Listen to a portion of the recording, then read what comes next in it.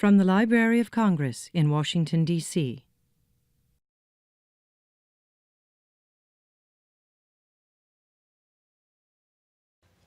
This morning, it is my pleasure and honor to introduce to you Ms. Kirby Larson.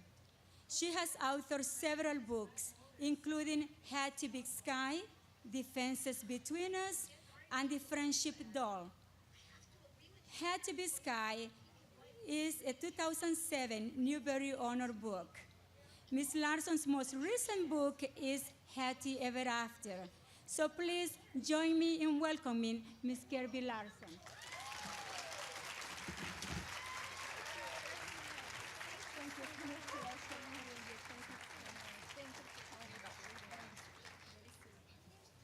Okay, thank you.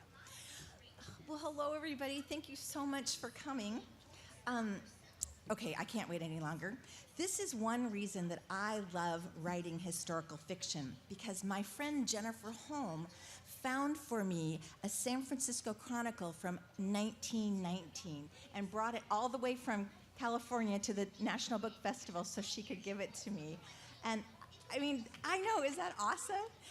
I'm so excited about this, I can't stand it. We were asked to tell a little bit about how it was we came to be a writer and talk a little bit about our books. And so I'm going to start way back when I was a little kid. My family moved around a lot. I went to 5 grade schools, 2 junior highs, and 2 high schools. And so almost every year of my growing up, I was the new kid in school. And when I was growing up, my name was not Kirby Larson, because that's my married name. My name was Kirby Miltonberger. Yes. And not only that, I wore glasses when I was a little kid. So just picture what my first day of school was like almost every single year. But even though, sometimes I was alone and feeling lonely, I soon learned that I could find a friend anywhere I went between the pages of a book. And I became a reader, and I really do think reading saved my life as a young kid. Kept me going, made me feel like I wasn't alone. And one of my favorite quotes is from C.S. Lewis, who says, "We read to know we're not alone." So reading just really was always important to me ever since I can remember. But I never had a dream of being a writer or an author because I didn't know that ordinary people like me could do that job. A lot of kids now come here and meet authors, or authors come to their schools, or they can Google them. Well, I grew up before the internet, and I never met an author growing up. Now, I have to tell you, I have no idea how I thought all those books got in our library, but I didn't think they were written by people, or real people, or people who were alive. It was never part of my dream growing up to be a writer, but I always loved to tell stories, always loved to read. So as I got a little older, there was a person who was really important in my life, and actually it's my grandma, my mom's mom. I loved my grandma very much, and it's kind of funny because she was not a warm and fuzzy grandma, and she didn't even really like to read, but we just bonded, and my grandma had kind of a hard life. She ran away from home at the age of 14 and got married very young. And by the time the Great Depression rolled around, she was a single mom with 4 little girls. And so because she didn't have a good education, Grandma had to work 2 jobs to keep her family fed. During the day, she worked as a grocery clerk at our local Safeway store. And at night, she was a seamstress. She sewed clothes for other people. And in fact, that's how she paid for the dance lessons for my mom. She sold all the costumes for the dance studio in exchange for lessons. So you can kind of get a small picture that my grandma didn't let much stop her. And when she got to be, her girls were older, she decided she wanted to be a painter. And so she built a little studio in her garage, and she taught herself how to paint. And when I was a little girl, I would spend a lot of time with my grandma, and I would go over to see her, and she'd be in her studio, and I would peek in, and I would say, like, "Hi, Grandma, I'm here." And she never once said to me, "Kirby, could you go in the house and read a book or watch TV? I don't get much time to paint, and I just want to do this on my own." She never said that to me. every time I showed up, come on in. What do you want to paint this weekend? And so I would grab, she painted with oil paints, so they smelled really good. I would grab some paints and a canvas and brushes, and I would start painting. Now, I have to confess, I did not inherit my grandmother's artistic ability. So let's say I was painting a picture of a golden retriever. It might look more like a cantaloupe. It would not be very good. But my grandma would just look at it and say, well, that's interesting. Keep going.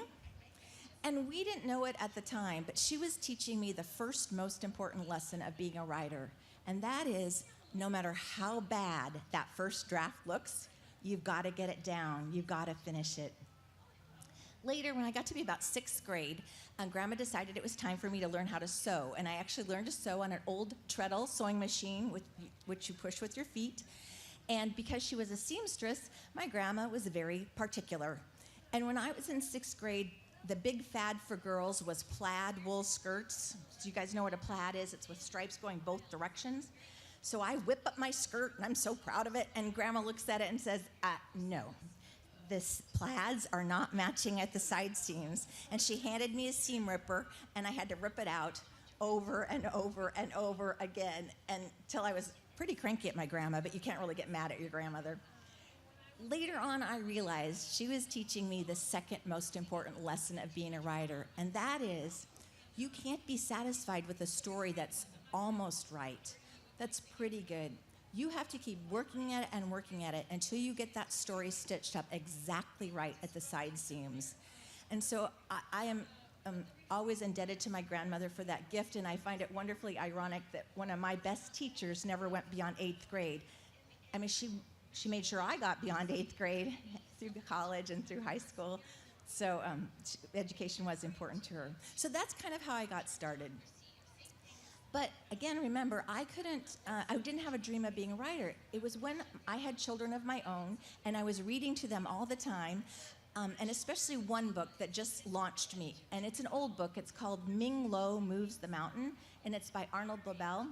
And I remember the day I read that book to my kids, and I closed it up, and it was like a light went off inside me, and I wanted to learn how to write stories that would touch other families the way that story touched mine. And I literally started that very day. I got a yellow notepad, and I started writing stories about Billy Beaver and Sammy Squirrel. And then I would type them up because I learned to write back in the olden days on a typewriter. And I would mail them off to New York, where most of the publishers were, and I was just sitting at home waiting. I just knew I was going to get a letter that said, you know, we love your stories. Well, I got lots of letters. You know what kind I got. Rejection letter. I stopped counting after about 250. It was too discouraging. So another lesson about being a writer, you got to be persistent. Do not give up. Keep after it. So I kept after it. And I did have some chapter books published early in my career and a picture book, but it wasn't until my beloved grandmother was nearing the end of her life, and she told me a story that I had never heard before. She told me about my great-grandmother, who stood about 4'11", and she weighed about 85 pounds. She went to eastern Montana all by herself as a young woman to prove up on a homestead. And proving up meant you would have to build a house, plant crops, and set fence. And if you did all that and you were able to stay for 3 years, then that property would become yours. And I was like, Grandma, that is not true. You know, Hattie was like this big, it couldn't have happened. Well, but I was curious, and so I began to do some research, reading in old newspapers, and I found out that it was true, that my little great-grandmother, Hattie Inez Brooks, did indeed go to eastern Montana and proved up on 320 acres of arid Montana desert prairie. And that was like astonishing to me. And the next thing I knew, I was reading history books. I hated history. What was happening to me? But I realized that I'd learned history all wrong. History isn't about dates and facts and battles. It's about what people like you and I did. And so I began to read journals and letters, old newspapers, anything I could get my hand on to understand the world of, well, in that time, 1918. After about 4 years of reading research and writing, I had a novel that I was really proud of. And it went out into the world, and it found a lot of friends, and that was very rewarding to me. So that's kind of like the story of how I got to be a writer. And I'm sure I was going to say something else really brilliant, but it's gone out of my mind. So maybe what I could do is answer a few questions, and then I could fill in some blanks if there are questions. So what are your questions about writing historical fiction, about writing? It's scary. Yes, Edie.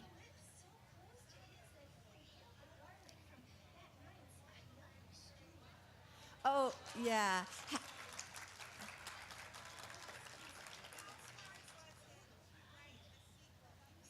Thank you for asking that question. So Edie gave herself a little plug. She was one of the 15 wonderful members of the American Library Association who recognized Hattie Big Sky with a Newbery Honor in 2007, and I love her to death, right? She said, how hard was it to write a sequel? It was very difficult. I didn't want to. In fact, I was stunned when I began to get emails from people who were like, well, what happened next? And I would write back, what do you mean what happened next? The story is over. Go away, quit bothering me. But those letters kept coming by the thousands, literally. And finally, my editor asked me, could you just at least think about doing a sequel? And I thought, okay, I'm very stubborn. And so I thought, okay, I'll do it if I can find a problem that's totally different than the problem in Hattie Big Sky. Certain I would not be able to find that problem, but I did. And I do love Hattie as a character. I love spending time with her. But you heard it here. We are done. There are no more stories about Hattie, so don't even ask. I'd like to know, are you going to be doing more books like The Two Bobbies and Nubs? Those So- are very powerful stories with children that connect them with real-life events and open their heart up. Thank you. So most of the books I write are by myself, the historical fiction books. But I have a good friend named Mary Nethery. She and I both love animals. And we got the idea probably about in 2006 to try writing together. And we really had to make some rules because we wanted to say friends after the process. And so we decided that we would write something totally different than either one of us was doing. And we settled on narrative nonfiction, true animal stories, true friendship stories.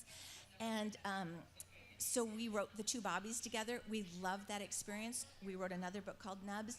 And we are looking for a third book to do together, but it's difficult because it can't just be a cute story about an animal. There has to be a level to it that really gives people hope, or it has to have a depth. And people are always sending us ideas, but there's something, another level that we just haven't found yet. But we're really wanting to do it, but just haven't found it yet. Thank you so much. Hi. I remember when I was living in New York when I met a lot of publishers. And how much publishers did you meet? He said he remembered when he was living in New York and he met a lot of publishers. And how many publishers have I met? Well, I've met a few. Who I usually work with the most are editors. And editors are the people who read before a book is a book, it's called a manuscript. So an editor reads your manuscript and says, oh, I like this, I want to make it into a book, or no, this is not very good.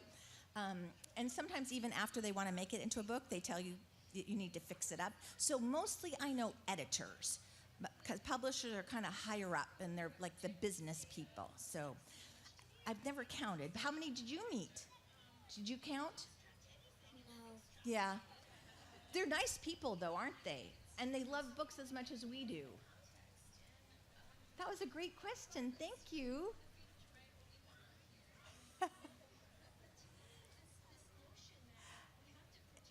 Other questions? I can't. It's kind of scary to have to walk up to that microphone. I don't blame you for not doing it. Hi. I was wondering where you got the idea to write the friendship doll. Oh, thank you for asking that. I have is it down there? Okay, called The Friendship Doll. And it was while I was doing research for Hattie Big Sky. when I started writing it in 2000, it was not as easy to get access to materials via the internet as it is now. Things have changed dramatically in those 13 years. So I had to travel to Montana to go to the Historical Society Museum there. And I went through their archives and I went through the main area. Well, they have a basement where they, with a room where they put things that people have donated, but they don't have space for it on display. And so I was kind of wandering through this room and I saw a photograph, and it was taken in 1927, and it showed this beautiful Japanese doll that next to a little farm girl, and they were about the same size. And if you know anything about the relationship between Japan and the United States in the prior to the 1920s, but in the 1920s, we were not on friendly terms. And so I couldn't understand how that little girl and that doll got connected. I was working on another book, but every time I had a little lull in the action, I would go to see what I could learn about the friendship dolls, and 58 of them were sent to the United States in 1927. Each school child in Japan contributed 1/2 cent to have these dolls made, and they were given as a gift from the children of Japan to the children of the United States in hopes of improving the relationships between our countries. It didn't work out exactly as the kids thought, but when I saw those dolls and thought about what the expectations that they were sent with, I was thinking, what if one doll interacted with at first it was going to be one girl, but then ended up being 4 girls throughout history. And the whole time I was writing this book, I kept hoping that when I started writing it, there were 14 dolls that were still missing of the 58. And during the course of my writing it, one of the dolls was found in an attic somewhere. And after the book was finished and out, a librarian in Minnesota read the book and realized that there would have been a doll in their community, but she had never heard about it. And so she went searching in the basement of their old library, and she found the doll. And sadly, she was not put away carefully, so she needs probably about $50,000 worth of repairs, restoration. So they're still trying to decide what to do. But that just made my year, to think that someone was motivated by a book that they had read to go play detective and do something that amazing. Was it fun to do research about your great-grandmother, Hattie? That's such a great question. Was it fun to do research about my great-grandmother, Hattie? I will tell you a true confession, okay? Hattie did not think she had done anything extraordinary. So the only research I could find about her was her homestead documentation. So I knew that she had a homestead, but Hattie never wrote about her experiences. She rarely talked about her experiences. Now you might say, wow, that must have been really hard for you, but actually it was a blessing in disguise, because I wasn't trapped by, this has to happen in the book because it really happened to Hattie. I had the freedom to write her story based on what happened to other homesteaders, but I wasn't trapped by, on this Tuesday she stubbed her toe, and so I've got to make sure that gets in the story. So it was actually kind of, I don't know much about her actual life on the prairie, so I was able to use my imagination based on the facts that I researched and read. What a fabulous question. Thank you so much. Hi. Without giving anything away, as an author, is it hard for you sometimes to say goodbye to a character in an unexpected, say, plot twist that you know what I'm talking about? I know what you're talking about. Was that a difficult thing to write? Okay, how can I answer this without being a spoiler?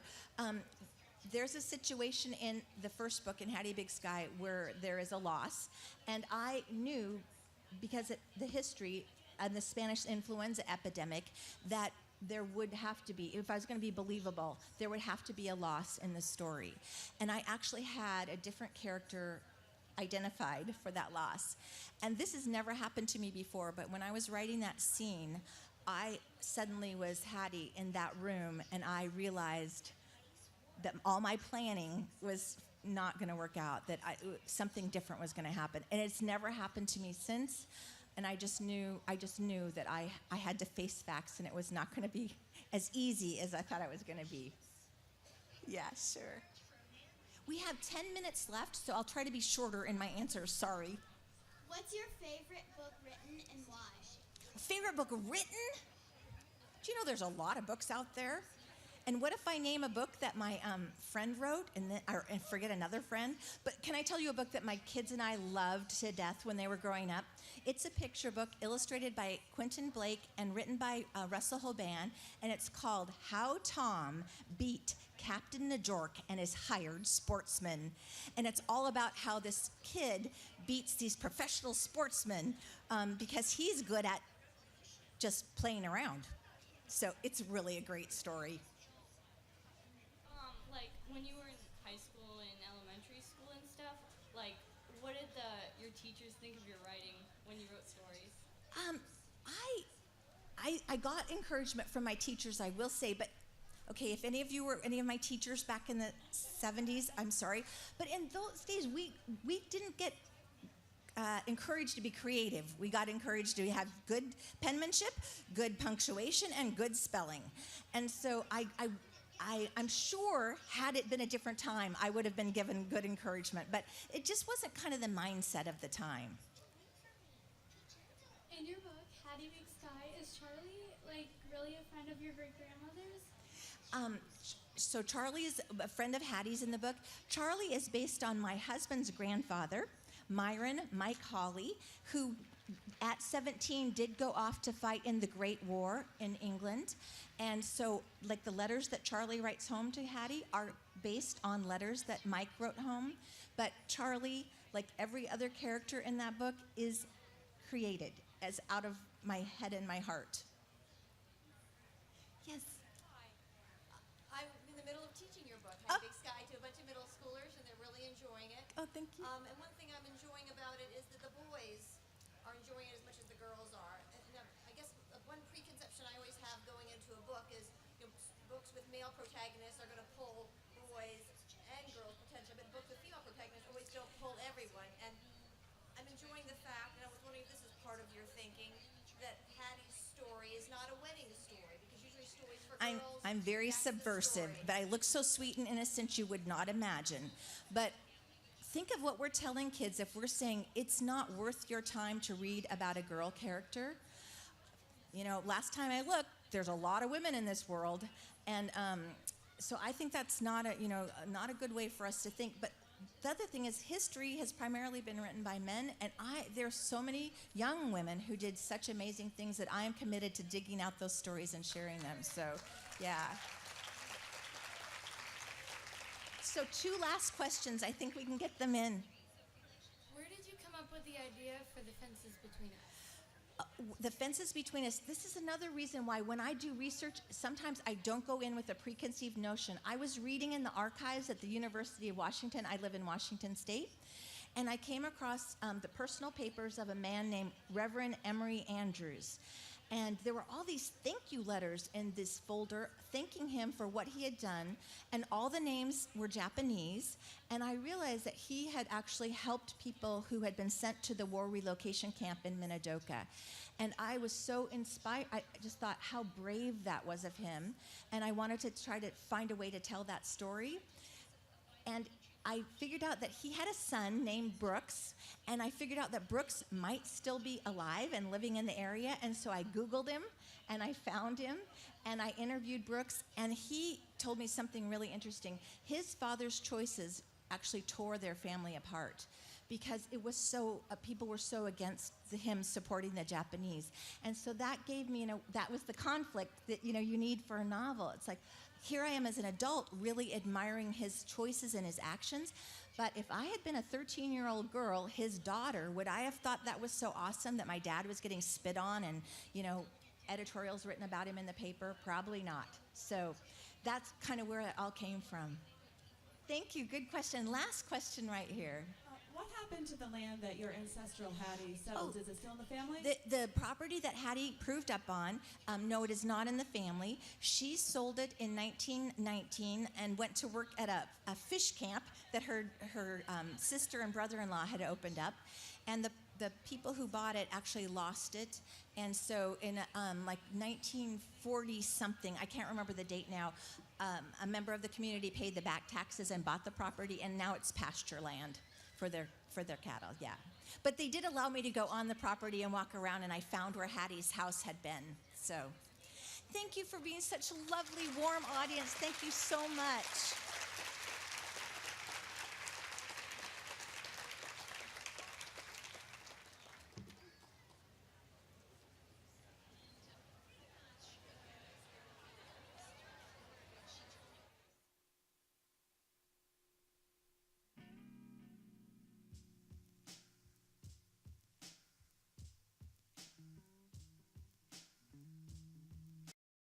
This has been a presentation of the Library of Congress. Visit us at loc.gov.